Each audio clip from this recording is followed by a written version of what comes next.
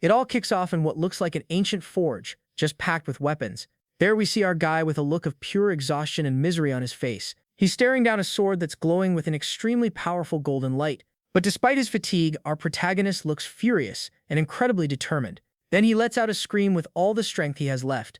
And with a single mighty swing, the sword seems to shatter into a million pieces. Right after, the title of the series is revealed amidst roaring flames. And just like that, we're pulled into a childhood memory of our protagonist. In it, his father calls him Arhan and tells him about the history of the Caravan family. He explains that even though they live in a small village now, 200 years ago, their family had a status like no other. Their family had a knight known as the God of War and supervisors respected by the king himself. Because of this, their family was chosen by the sword and produced master swordsmen for generations. As such, everyone treated them with immense respect, calling them the Invincible Protectors. They were known to all as the powerful Caravan family. Finally, the father tells Arhan that he must live with the pride of his family running through his veins. His father says he must restore the family's glory and be the protector of these lands, because that is the sacred duty of every member of the Caravan family. The scene then cuts to the present, in a vast wheat field under the sun. But an older Arhan now thinks the heroic tales about his family are just a bunch of lies. In his mind, it was all just another sob story about some washed-up nobles. Our protagonist figures this kind of story is pretty common to hear. After all, if the stories were true, they wouldn't be the owners of some poor backwater village, and he wouldn't be spending his days working on the farm with the villagers. Despite everything, our hero seems pretty happy with his simple and quiet life. Besides, our guy believes there are a lot of plot holes in his dad's stories, like the founder of the family who's on display in that big portrait. Suddenly, a villager coughs, but Arhan doesn't seem to pay it any mind. So our protagonist thinks it doesn't matter if his family isn't so grand anymore, because he feels so welcomed by everyone who lives there. And that's why our hero loves living alongside all these simple folks. This was the life our hero wanted to keep forever, with these people, but that peace was about to be shattered by a terrible and brutal tragedy. He had no idea what was coming in his state of peace and contentment. Moments before it all went down, our guy was saying his goodbyes to head to the market in the next town over. With a smile, he even asks if the villagers need anything from there. One of them asks for some apples for Kun, who'd been complaining for a while. An old lady remembers that Marino's daughter's birthday is coming up. Our protagonist then jokes that he knows everything because he's the next lord around here.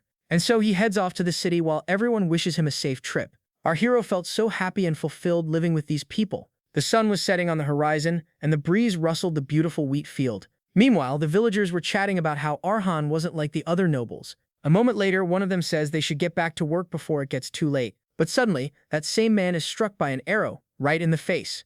And an old woman starts to panic as she sees the massacre that was about to begin. Blood splatters everywhere as a woman screams "Kun" in a panic. She struggles to process the attack, thinking, what's going on? Even the peaceful field is now tainted by this horror. A man with white hair and a sword appears, declaring, "This land must be erased." Two elderly villagers watch in confusion, wondering what is happening. A villager's eyes widen in absolute terror. "Who are you?" The attacker stands over the villagers, looking down on them like a predator. A profile of this attacker appears as he repeats, "This land." This person unleashes a wave of red energy, striking down the villagers.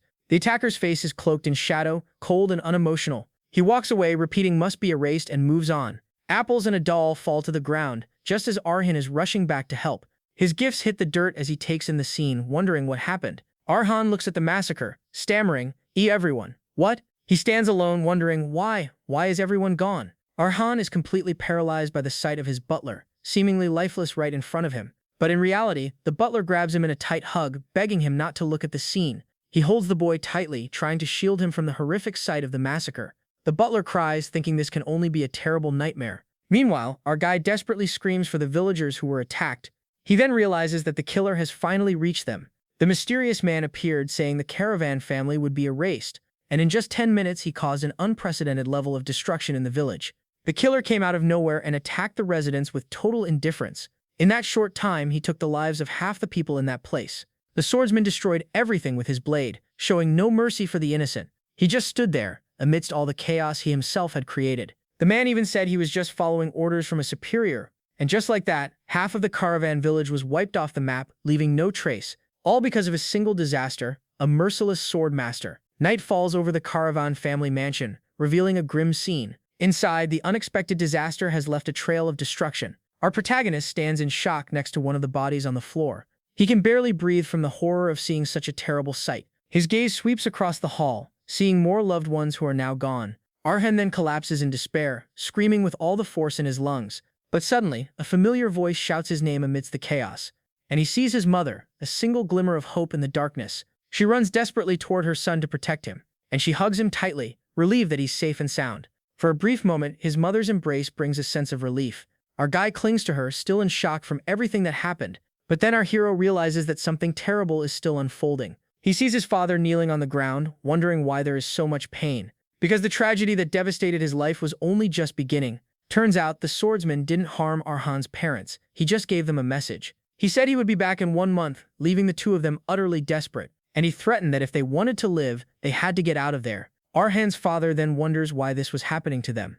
In tears, he screams, asking what crime his family had committed. The man stares at the killer, unable to understand the reason for all this suffering, but the swordsman just watches him with an empty, emotionless gaze. He stays silent for a moment before giving a cold reply, and finally says he was just following the orders he received. After the killer left, the survivors began to flee. One by one, all the villagers started to leave the village behind. But while fleeing was the only way to survive, the caravan family didn't have that choice. Arhan's father was then crushed by the weight of his enormous responsibility. He felt completely powerless as the lord of these lands. Then, amidst all the chaos, his mother turns to him with a sad look.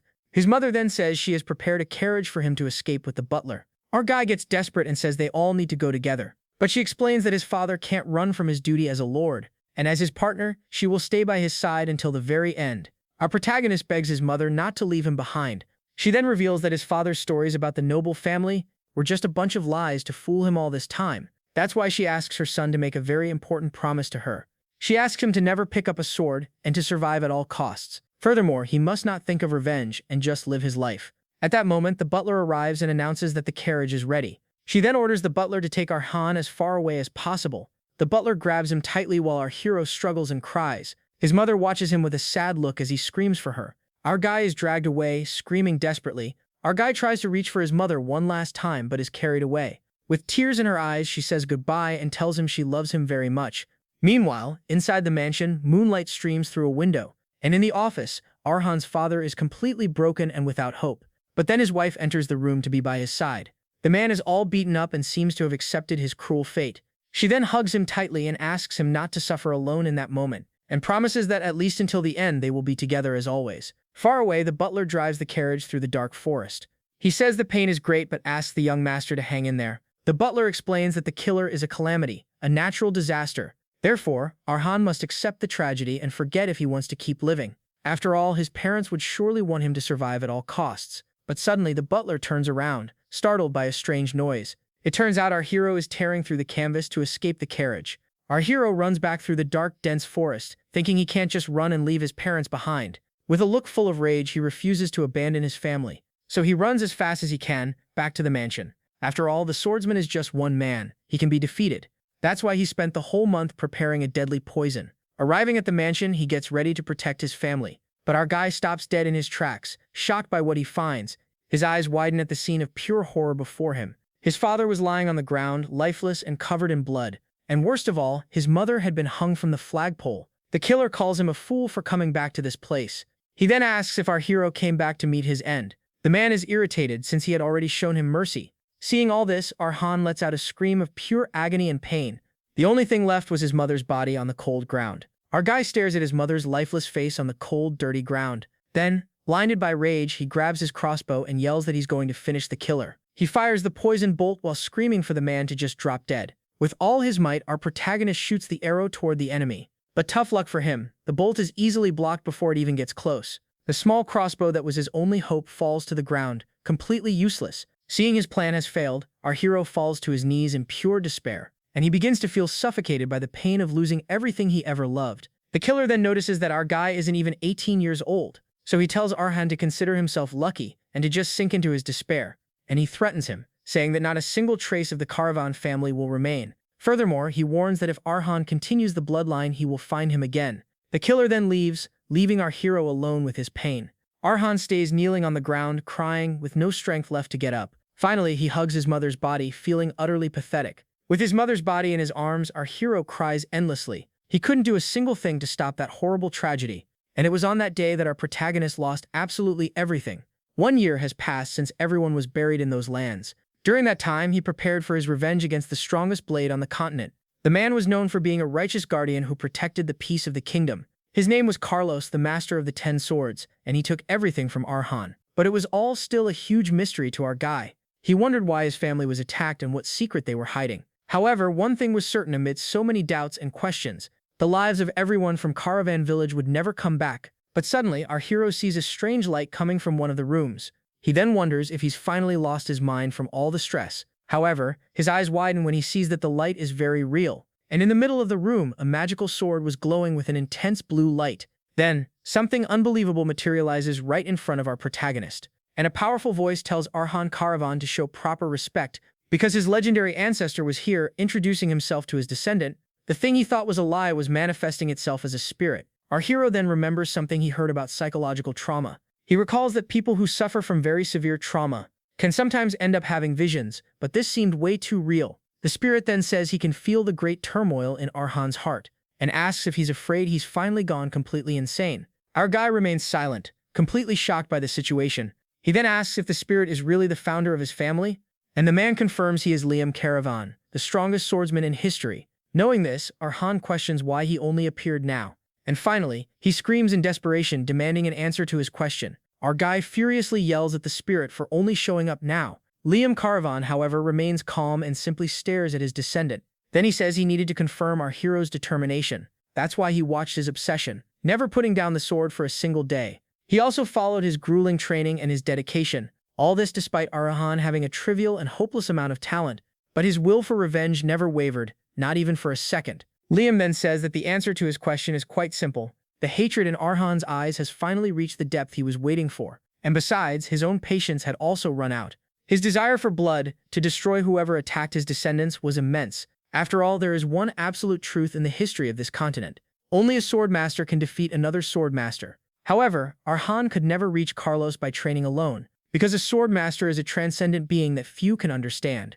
Liam says that Carlos is at a very high level among swordmasters. Even in his time of war, few possessed a skill like his, and no one in the current generation can take him out, as he will only get stronger with time. Our hero understands that the power difference between them is enormous. He then wonders if he's supposed to just watch the killer become a hero, and if he'll feel powerless again, just like that time he lost everything. However, Liam states that from now on the story will be different, because he will help him. He will forge him into a stronger blade so he can pass judgment on that killer. But to do that, there is only one method, the only path the Caravan family can follow.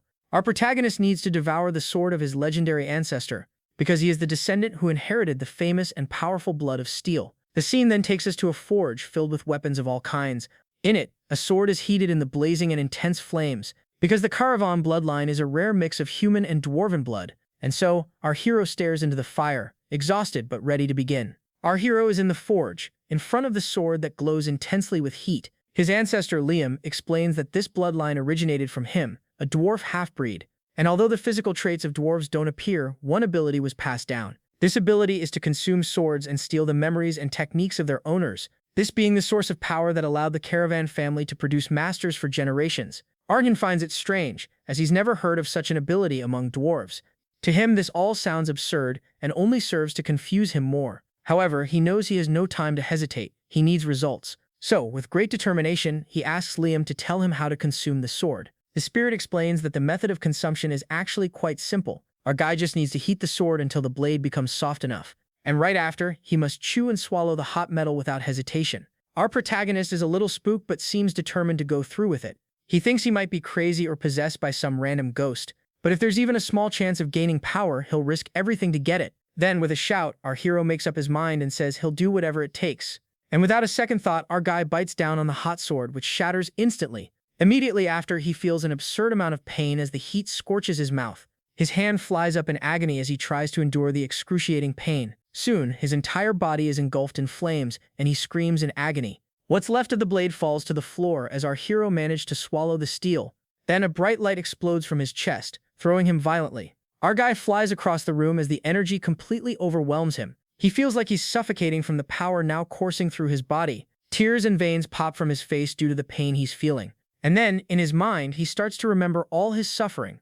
The memories of that tragic night come rushing back with force, especially the image of his lifeless mother, which pushes him to keep going. He then clenches his fist with all the strength he has left, and thus he transforms all his pain and suffering into unbelievable power. With an intense glow, our hero grits his teeth with all his might. Even on the floor, he swears he will achieve his goal, no matter the cost, and he promises to become the sword master who will finally defeat that killer. After the entire ordeal, daylight breaks on a quiet and sunny morning. Suddenly, our guy wakes up with a scream of panic, terrified. He breathes heavily and slowly realizes he survived the bizarre ritual. Not only that, he's alive and without a single injury, even after swallowing hot steel. Arhan then wonders if it was all a dream but knows the pain was very real. A moment later, he sees the sword's hilt on the floor and confirms it wasn't his imagination. The spirit of Liam then appears and praises our protagonist's incredible mental fortitude. He observes him with a serious and admiring look for the boy's great achievement. Liam even mentions that many of his ancestors couldn't handle the pain and gave up. So now Arhan can believe his words because the legends were true. And also, he is not a hallucination but the real spirit of his ancestor. Finally, the spirit calls him by name, ready to begin the real training. Now convinced of the truth, our guy kneels and greets the founder. But Liam tells the young descendant to call him master, because everyone who received his teachings called him that, and Arhan agrees. He then asks if he has now inherited the great power his father always spoke of. Our protagonist remembers the stories he heard as a child, and that by consuming the sword he would gain all of his ancestors' power. However, he says he doesn't feel any difference in his body and feels the same. Liam then reveals that there's actually a small problem with the plan. Our hero is confused and doesn't understand what his master means. The spirit explains that the plan was to turn him into a sword master. However, Arhan's blood has weakened, and his ability to digest the power is frail. A blue energy then begins to envelop our guy's entire body, and because of that, in his current state, it's impossible to digest the sword's full essence. Our protagonist just listens, kneeling before his master. Liam is surprised as this was the boy's only reaction to the news. Our hero says he already knew about his body's weakness and accepts the outcome. But he's grateful to know that there's still another path to follow. Because if it's impossible now, one day he'll be able to digest the master's power. With a determined look, he understands that for now he needs something else. So he asks if he should find a sword that matches his current capacity. Liam smiles because the boy's perception is already at the level of a sword master. He then advises him to look for well-worn swords, as they are the best. Thus, Liam guides him to a place full of old and very worn-out weapons. Arriving at a weapons junkyard, the spirit says he'll make the selection himself. Liam senses a sinister aura in the air and says that dark mages would love this place. Arhan explains that everything from the slums is thrown here, from scrap metal to useless weapons. That's why this is the ideal place to find the sword his master mentioned. The spirit then reveals that he also used to devour swords in places like this. He would consume the blades that were wielded by soldiers who had already fallen, as well as dirty axes and spears with broken shafts scattered on the ground. Our hero then says that his master would eat with all his might over and over. He did it to get stronger and thus be able to survive anything. That place somehow reminded Liam of his wartime days. Those were times of endless conflict to protect the spark of life. Those battlefields where some would fall and others would see tomorrow. In the fight, many lives would simply disappear without a trace. But even so, someone always left behind a single shining light. Suddenly, amidst the rubble, a golden light begins to shine. Liam then spots the object and says he's finally found what he was looking for. He points to the item and tells our guy to pick it up. That was his second sword and the beginning of his training.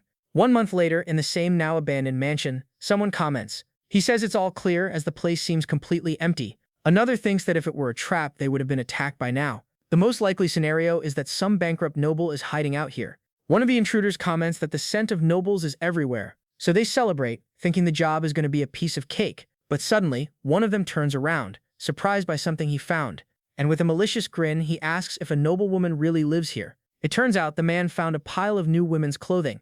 Another bandit then grabs the clothes and sniffs them with a look of disgust, and with a wicked smile he says if they play their cards right, they could have some fun. The man seems pretty excited by the idea and grips his axe tightly. Another one even suggests they look for a portrait of the local noblewoman, but a mysterious voice tells them to stop, and the men get spooked. Suddenly, our hero Arhan appears from the shadows, facing the intruders. He then thinks about how his mother liked things clean and hated a mess. So our guy tells them to drop everything so they can have a chat.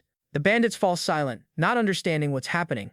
Their leader then asks who the brat is and what he wants here. Our hero then asks if the men came looking for food or a place to stay, because if that's the reason, he's willing to accept them as his neighbors. The group's leader thinks our guy is delusional and has lost his mind, and another bandit scoffs, thinking these nobles don't feel any fear. The bald one then gets angry and says he should have just stayed quiet and hidden. But our protagonist stares at the man with a cold, emotionless gaze. The bandit yells and lunges at him, wanting to end it all at once. However, Arhan remains calm and faces the attack with total confidence. Suddenly, his eyes glow with a powerful red light, and with a swift movement, our hero strikes the man right in the neck. The bandit chokes, surprised, thinking they were just unwelcome guests. But our guy says they weren't guests at all. The scene then flashes back to the past, with Arhan and Liam in front of a fireplace. Our protagonist turns to the spirit and calls him master.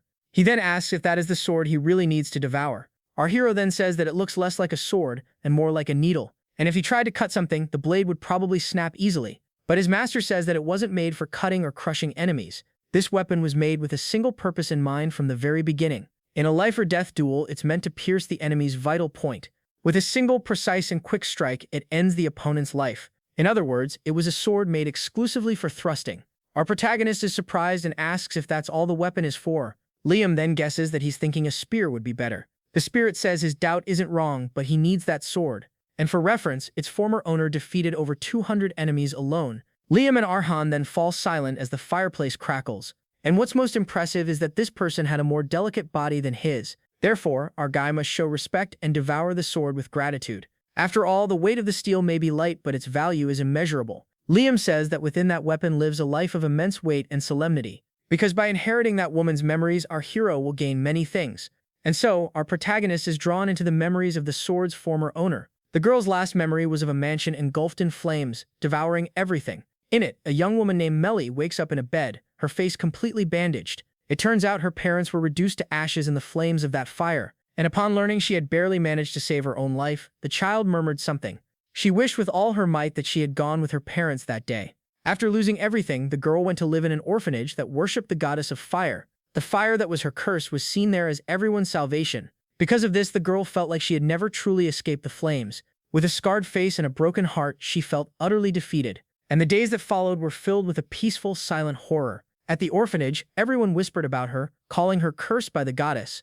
And they even said her face was disgusting because of the curse's mark. The malicious and cruel whispers never stopped tormenting the young girl. With a broken heart, she wished for the end to finally come for her. She prayed to escape the flames that haunted her in her dreams, and from the hatred that surrounded her when she was awake and completely defenseless. Melly continued like this every day until a certain moment arrived. On a full moon night, she saw a man training with a sword. His swordsmanship was rough and unrefined, but beautiful enough to make her forget. His name was Hegel, an old swordsman who worked at the orphanage. Normally, she wouldn't dare speak to the serious-looking man, but on that day, something different pushed her to approach him. The girl then asked how she could become like him one day, and so she took her first step toward a new life. Hegel was silent for a moment, surprised by her question. He then said that it wouldn't help her at all in life, and a blade like that would only serve to hurt her even more. But Melly insists, saying that if she learned, she wouldn't be afraid anymore. She clutches her hand to her chest, showing her determination, and with tears in her eyes, the girl says she would no longer fear any fire in the world. The two then train together in the forest under the silver moonlight. And so Hegel takes her to a storeroom full of swords and a barrel. He tells her to choose any one, and if she can wield it, he will teach her. The girl remains silent, observing the blades carefully, and she asks if she needs to wield the sword to learn how to fight. Hegel then turns and with a gesture shows her the answer. The girl then picks up the thinnest sword and says that as long as she fights, she turns and points the blade at Hegel, who has fallen to the ground. The man then says that any weapon will do for what she wants, and with a determined smile, she points the sword forward. That was her first thrust and the beginning of a new journey. Back in the present, the bandit falls to the ground, defeated by the blow. With a single precise strike, our hero takes down the bandit's leader. He then faces the other intruders, who are completely shocked by the scene. They are frozen, unable to react to seeing their boss taken down like that. One of them then asks if this is some kind of joke, not believing what he's seeing. But Arhan says there's no need for any more talk between them. And in the corner of the room, the spirit of Liam watches everything attentively. He reveals that over the last month, he taught Arhan only one thing, a resistance training method so he wouldn't get tired. The master didn't teach the boy a single sword technique. Even so, the fact that he could execute a thrust like that, Liam then tells the young descendant to show him his first steps. And with a determined look, our hero grips the sword firmly. The spot where the unwelcome guest was pierced with such precision can only be reached by digging between the ribs into the enemy's lung. Our hero thinks that without skill or experience, he wouldn't have achieved such precision. But there's only one reason that was even possible in the first place. It's all thanks to the memories of Melly, the former owner of the sword he consumed. After that day, Hegel taught the young girl many things. He taught her how to fight, how to hold her own, and how to survive in the world. Even though it wasn't a systematic and well-established theory, Hegel's swordsmanship contained the romance and freedom of a wandering knight, and it possessed an indescribably beautiful strength for a girl who feared fire. That's why she trained hard in the snow, without fear of the cold or pain. The girl truly loved training and learning to use Hegel's sword, and the two became great friends, sharing a passion for the blade. Several years later, Hegel, now old and sick in his bed, says something. He asks that when Melly leaves the orphanage, she go out into the vast world. That was his final lesson and his last wish for the young girl. With tears in her eyes, Melly says goodbye to her dear and beloved master. With tears in her eyes, Melly bids farewell to her master Hegel, who passes on peacefully. Then, sitting by the bed, she thanks him for everything and wishes him rest. And following his final lesson, the girl leaves the orphanage for the world. In a short time, she became a well-known mercenary for her skills, perhaps because she used a thin sword, or because she was a rare young woman in this line of work. Either way, people called her by a very peculiar nickname. She was known to all as the fearsome and skilled stitching gypsy.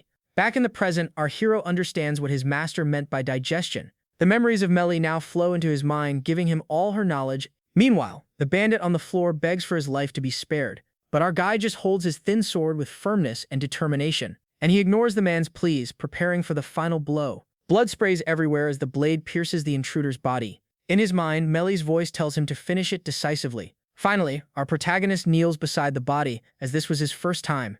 But even though it's his first time, our hero feels no emotion. He just observes the situation before him with complete calm and coldness. Our guy thinks he only won because the man underestimated him. With his eyes glowing, he wonders why the others aren't attacking him. After all, even with the numerical advantage, they seem completely paralyzed. The spirit of Liam then says that the intruders are terrified, because the move our guy just made was not that of a beginner. The bandits panic, not knowing what to do in this situation. Excessive fear blinds them and inflates the enemy before their eyes. To them, our hero looks like a skilled demon with the sword itself. Our protagonist then understands the situation and smiles with confidence. He seizes the chance and lunges forward with a quick push off the ground. With an agile movement, he goes after the frightened bandits. Because this was the perfect moment to attack without mercy, the intruder screams in fear, begging our hero not to come any closer. Our hero thinks that without skill or experience, he wouldn't have achieved such precision. But there's only one reason that was even possible in the first place. It's all thanks to the memories of Melly, the former owner of the sword he consumed. After that day, Hegel taught the young girl many things. He taught her how to fight, how to hold her own, and how to survive in the world. Even though it wasn't a systematic and well-established theory, Hegel's swordsmanship contained the romance and freedom of a wandering knight, and it possessed an indescribably beautiful strength for a girl who feared fire. That's why she trained hard in the snow, without fear of the cold or pain. The girl truly loved training and learning to use Hegel's sword, and the two became great friends, sharing a passion for the blade. Several years later, Hegel, now old and sick in his bed, says something. He asks that when Melly leaves the orphanage, she go out into the vast world. That was his final lesson and his last wish for the young girl. With tears in her eyes, Melly says goodbye to her dear and beloved master. Our hero thinks that without skill or experience, he wouldn't have achieved such precision. But there's only one reason that was even possible in the first place. It's all thanks to the memories of Melly, the former owner of the sword he consumed. After that day, Hegel taught the young girl many things. He taught her how to fight, how to hold her own, and how to survive in the world. Even though it wasn't a systematic and well-established theory, Hegel's swordsmanship contained the romance and freedom of a wandering knight, and it possessed an indescribably beautiful strength for a girl who feared fire. That's why she trained hard in the snow, without fear of the cold or pain. The girl truly loved training and learning to use Hegel's sword, and the two became great friends, sharing a passion for the blade. Several years later, Hegel, now old and sick in his bed, says something. He asks that when Melly leaves the orphanage, she go out into the vast world. That was his final lesson and his last wish for the young girl. With tears in her eyes, Melly says goodbye to her dear and beloved master. So 4 untrained bandits are no match for him alone. This means that a caravan gets even stronger in life or death combat. Our hero then realizes that everything his master said was true. His body has become as flexible as a dancer's because of the memories. Now our protagonist can understand all of this a little better. He understands the heart with which Melly fought against the world around her. Our guy then wonders if this is the power his master spoke of, where you get stronger the more you understand your opponent. Digestion. Liam then says he never lies when it comes to the sword and power, and he guarantees that Arhan's days will be filled with agony and hardship. The training will be so difficult that today's ordeal will seem like a blessing. Even so, he asks if our hero can continue down this path.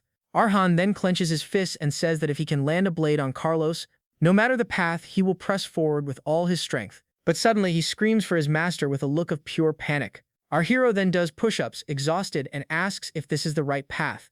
He trains hard, scaling cliffs under the watchful eye of his master. The sun shines at the top of the mountain as the training continues, and our guy wonders if he's really on the right track for his goal. Liam then scolds him for his doubt and questions his lost look, but says that this trait has also been one of his strengths since he was a child. The spirit then decides to satisfy the boy's curiosity first. The first level is Sword Beginner, the entry to the path of the swordsman. Next comes Sword Wanderer, the realm of those with martial talent. Sword wielder are the strong ones who serve as the backbone of the battlefield. Sword expert is the hero who can turn the tide of war alone, and the sword master is the one who reigns above all other swordsmen. He then asks which of these levels our hero thinks he's at.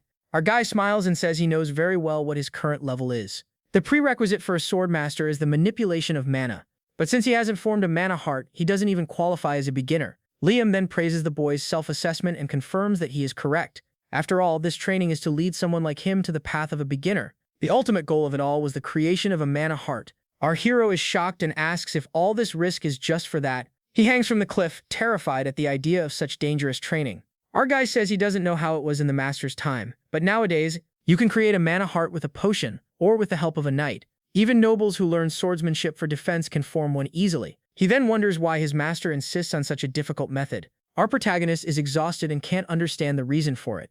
Liam then says that forming a mana heart isn't a difficult task.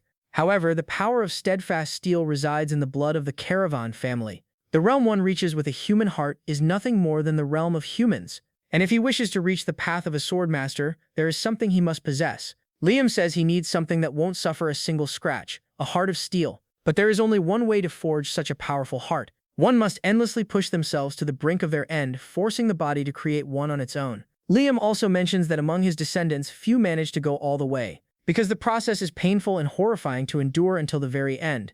However, all who overcame the training became sword masters. He then asks if our hero feels a little motivated by the story. Our guy then clings to the cliff with all his strength, and with a determined smile, he says he's more than motivated. Liam smiles back and says that Arhan's mana heart will be different. And with a determined look, our hero continues the grueling training. His heart will be unlike any other in this vast world. The scene then takes us to a full moon night in a village. In a tavern, a man comments on a rumor he heard. The rumor was about the village called Caravan, which was to the west of there. Another man then says the place has been abandoned for a year. They say there's something in that western village, but nobody knows what it is. The man is curious, but his friend says it's something dangerous. After all the bandits who set foot there have disappeared without a trace. Some say a wave of monsters or a sorcerer is over there. But in the end, everyone comes to the same conclusion about the place. Don't go into the western village if you don't want to meet a terrible end. A masked man overhears the conversation and seems interested in the rumor. After all, it was a village you enter but never leave. Suddenly, he starts coughing and wipes his mouth with a handkerchief. The white fabric is stained red, showing that he's injured. But with a smile, he says that would be a good place for him.